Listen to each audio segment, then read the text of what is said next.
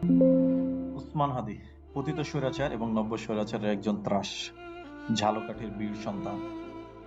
উসমান হাদি ভাইয়ের রাজনৈতিক ক্যারিয়ার শুরু হয় মূলত জুলাই গণঅভ্যুত্থানের মাধ্যমে। পরবর্তীতে বর্তমান তিনি ঢাকার ৮ আসনে একজন সংসদ সদস্য পদপ্রার্থী। গতকাল জুমার নামাজের পর ঢাকার বিজয়নগরে বক্স কালভার্ট এলাকায় তিনি গুলিবিদ্ধ হন। উসমান হাদি ভাই মূলত আলিম পর্যন্ত ঝালকাঠির এনসি কামিল মাদ্রাসা থেকে লেখাপড়া করেন এবং পরবর্তীতে ঢাকা ইউনিভার্সিটিতে রাষ্ট্রবিজ্ঞান বিভাগের একজন স্টুডেন্ট ছিল। উসমান হাদি ভাইয়ের বাবা ছিল একজন মাদ্রাসা শিক্ষক এবং স্থানীয় ইমাম। উসমান হাদি ভাই আলিম পর্যন্ত তার নিজস্ব এলাকায় অর্থাৎ ঝালকাঠিতে পড়ালেখা করছে।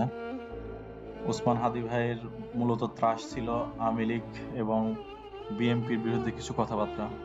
উনি আওয়ামী লীগ নিষিদ্ধ এবং বিএনপির পুরনো ধারার যে রাজনীতি এটার ঘোর বিরোধী ছিল। উসমান হাদি ভাইয়ের একটি মাত্র সন্তান রয়েছে, পুত্র সন্তান।